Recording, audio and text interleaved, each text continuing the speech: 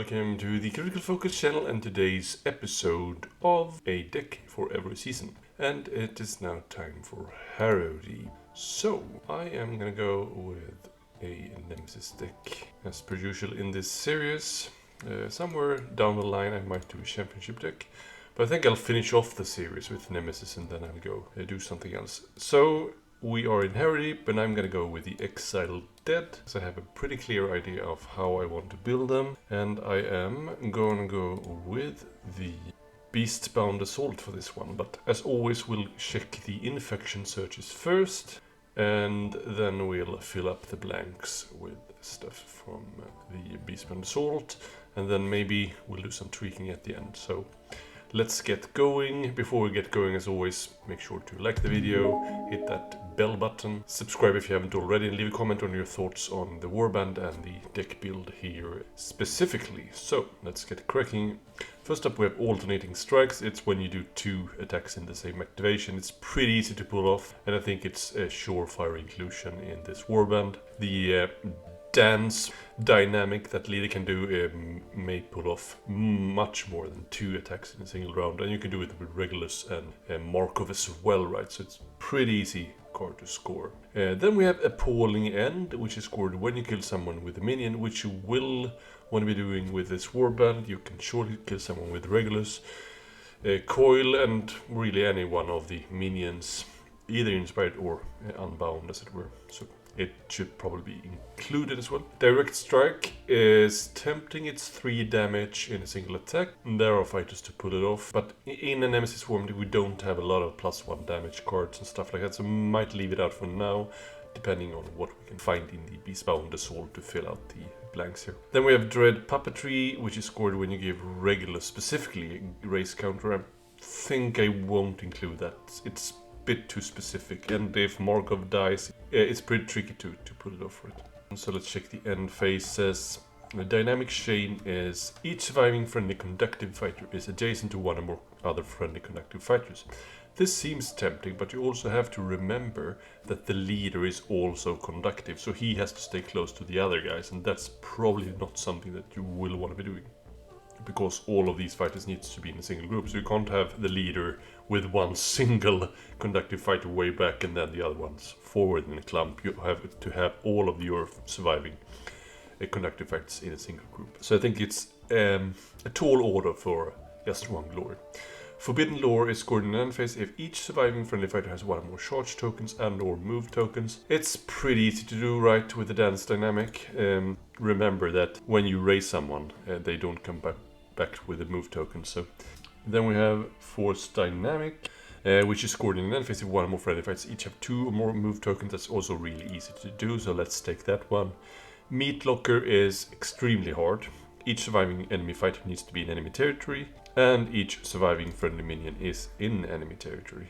So that includes Regulus and all of the conductive minions. It's not all that hard to get them in, but they both have to stay in, so they can't be pushed back to no man's land, and also each surviving enemy fighter needs to be in enemy territory. You can't score this if all surviving enemy fighters are dead, because there are no surviving enemy fighters to fulfill the first condition then.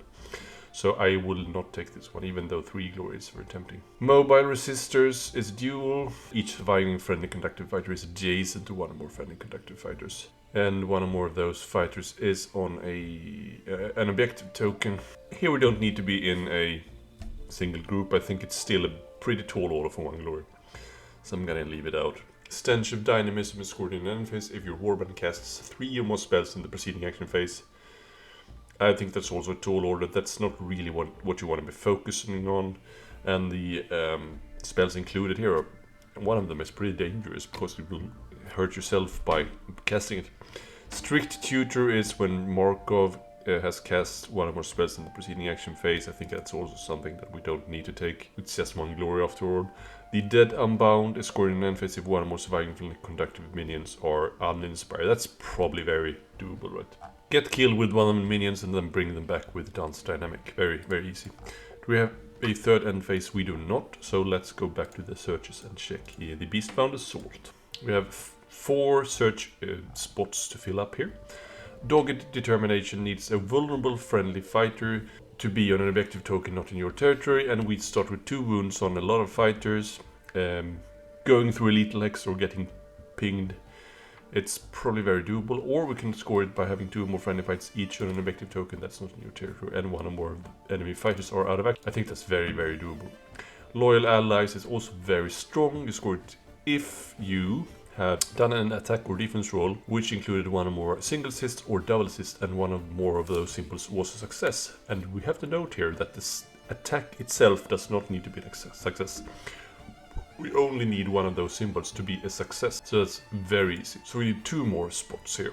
Tireless Explorer needs the following: a friendly fighter makes their second or subsequent move action in the same phase, and after 3 different activation steps in that phase, that fighter occupied a hex in your territory, no one's territory. I don't like this one. It's too much to kind of keep track of. It's pretty hard to fulfill all that stuff. And it's a bit slow, right? Unbeatable Team, score immediately after an opponent's power step if there are more friendly fights on objective tokens than enemy fights on objective tokens, and there are more enemy fights out of action than friendly fights out of action. I think this is also very doable for this team, given that we can come back after each dead dynamic. So it's pretty strong for them, and it's 2 glory search, so it's very includable. And we need 1 more search here. Unexpected End is when you kill someone with a leader, beast, companion, minion, or someone with denizen upgrades. Extremely easy. Let's take it, and let's not even bond the last one there. So now we need 3 end phases from this lot. Effortless Teamwork needs us to have more enemy fights out of action than friendly fights out of action, and each surviving friendly fighter to be a beast, companion, minion, and or have 1 more denizen. That's pretty easy. We basically just need to give Markov and the leader a denizen upgrade, and then we are good. The first condition is obviously a bit harder, but we can't be too cowardly when we pick objectives either. And it's a strong warband, we should be a bit bolder it. We need 2 more spots to fill here, and we only have 12 glory here. We should probably aim pretty high here, so let's consider the 2 glory end phases first. King Collector needs our leader to have 3 more denizen upgrades. I have taken this before, and it's not that hard really. It is a bit of a risk, but I think taking 2 glory end phase is probably very sensible. Packmaster is the other 2 glory end phase here, and it needs 3 or more friendly fights to be in enemy territory, and each of those fighters to be beast, companion, minion, and all that stuff. And that's also really doable with this warband. So I think that's it, right? So we have to be a bit bold here. We get 16 total glory.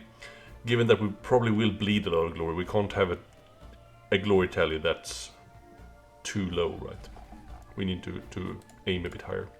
So let's go to the ploys. So check the infection ones first. Dynamic Cage is you choose an enemy fighter adjacent to 2 more friendly conductive fighters. So just pay attention to it needs to be 2 friendly conductive fighters. It can't be like Regulus and Mark. Then we can get to deal 1 damage there. It's pretty good, right? Ping damage is pretty strong. Let's take it. Reassert control. You choose 1 uninspired friendly minion and heal 2 that fighter. It's a bit excessive to heal 2 on fighters that only have 2 life, but yes, it could work on Regulus as well. Remove that fighter's race counters. That fighter is inspired. I'm not sure we need it. Let's keep it out for now. Scorching Search is +1 damage to the first range 1 attack action made by a friendly conductive minion in the next activation. After that attack action, if the result is a critical hit, deal 1 damage to the minion. So getting a damage on our minion is not a big deal, and it can actually help us score 1 where we need to be vulnerable on an objective, right? So let's take it. Sparkling Shuffle, choose up to 2 friendly conductive minions, push each chosen fighter up to 2 hexes. Very strong card, we get to push 2 fighters. Very, very good. Sudden Lurch is a reaction for Apprentice Markov. We play it during an enemy fight's attack action. After the attack roll, push a friendly Regulus up to 3 hexes, so he is adjacent to the attacker. It's bound to Markov, it's one of our more survivable fighters. It could be really strong, right? And when I played a Rivals game with the Warband, I think I actually had very good use of this card. So I'm gonna include it for now, but I might. And now that we can salvage cards, it's not a big deal if we have a dead card, if he should be dead, right? Terrible Dynamism is choose up to 2 friendly conductive minions that are out of action, place each chosen fighter in a hex adjacent to your leader. Give each chosen fighter 1 race counter. It helps us score having less fighters dead than the opponents. I think we should probably take it. The spells, how many? We have already 5 ploys, and we probably need to include a fair number of ploys from the other deck. I'm not sure we need to take a lot of spells here. I'm not going to take it in Curse. It's dangerous, and the Dance Daintalos is very powerful, but it's too inaccurate. Corpse Light Glow is not very good. Channel Dynamism is getting 4 move on everyone. That's very strong if we can pull it off right. So I might include that for now. Okay, so let's go back to the Beastbound Assault, and we have 4 spots to fill up. That might be too little, so we might remove that Sudden Lurch, maybe to give room for some Beastbound Assault here.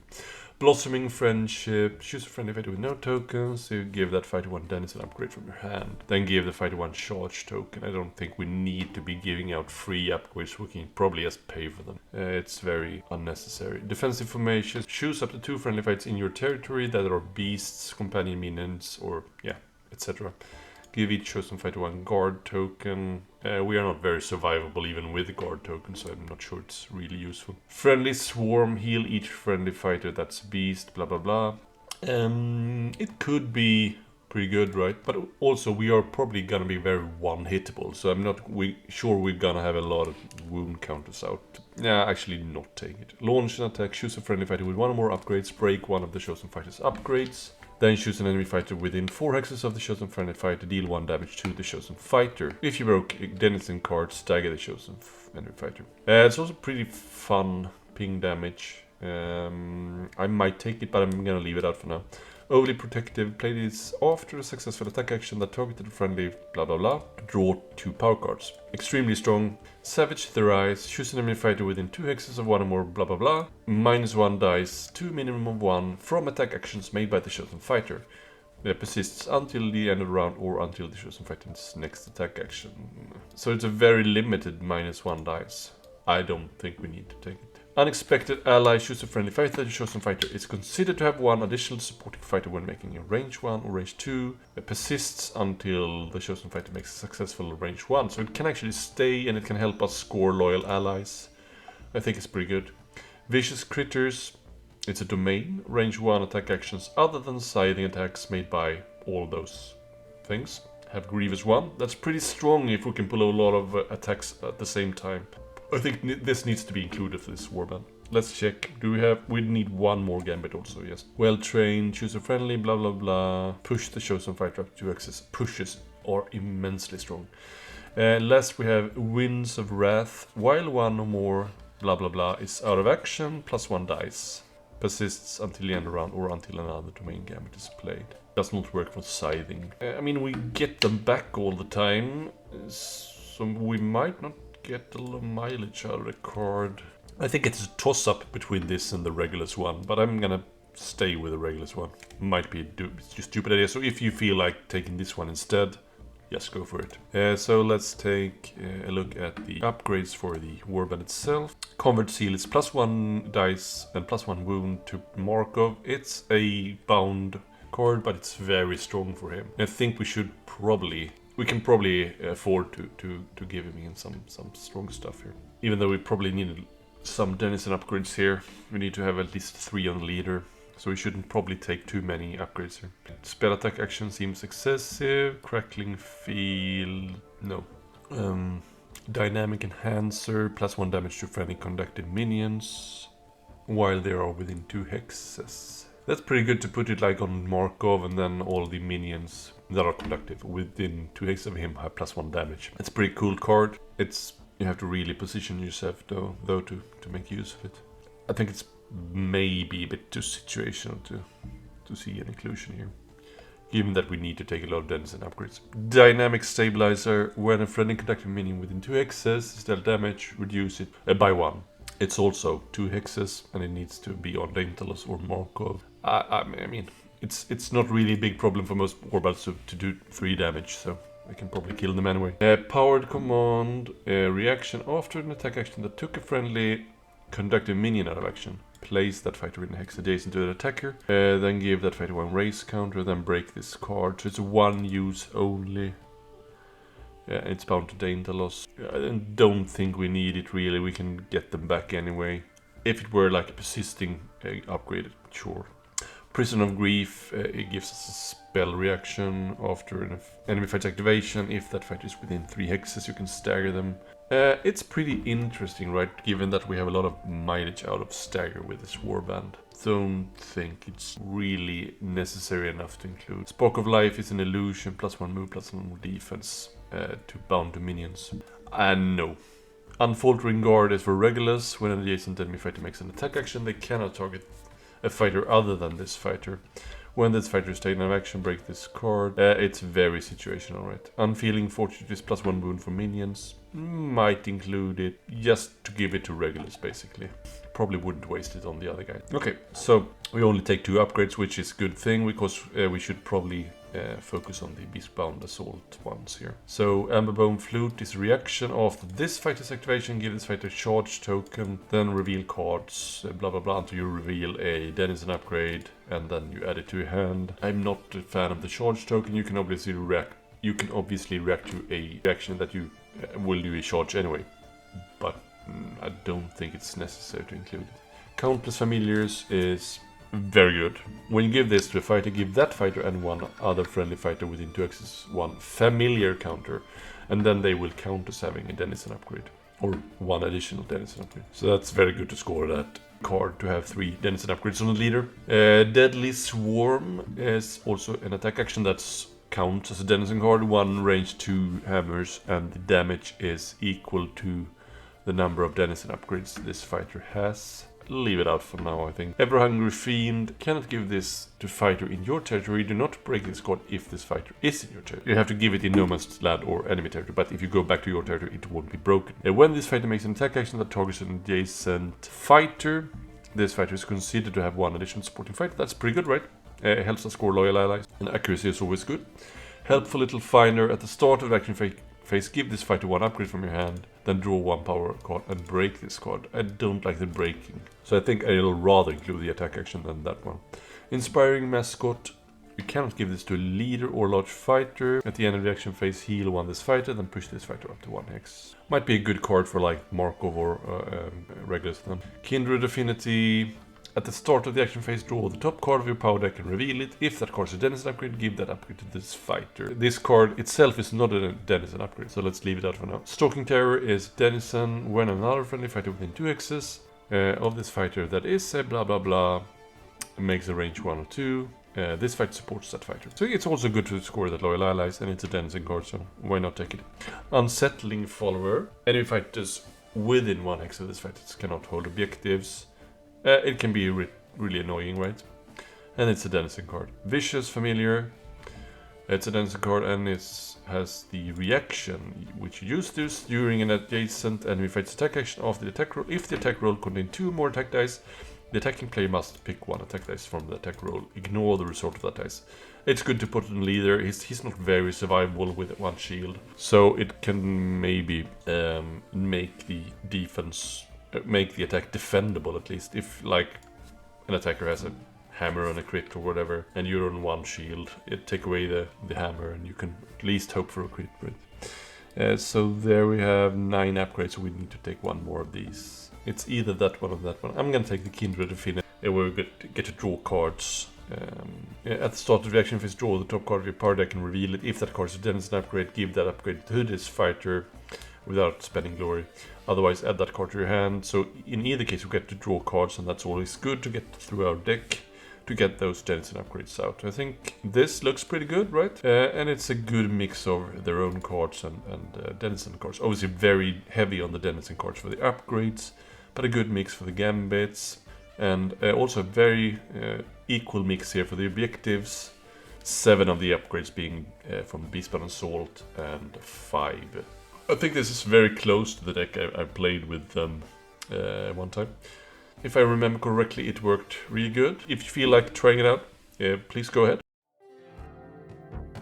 This is Mats again, chiming in to thank you for watching the video. Please don't forget to subscribe, like and comment, and to not miss out on future content, ring the bell as well. And if you really liked this video, feel free to click the thanks button just below this video. And if you want to support me even further, you can now become a channel member and claim the title of Critical Focus fan. Until next time, take care, bye.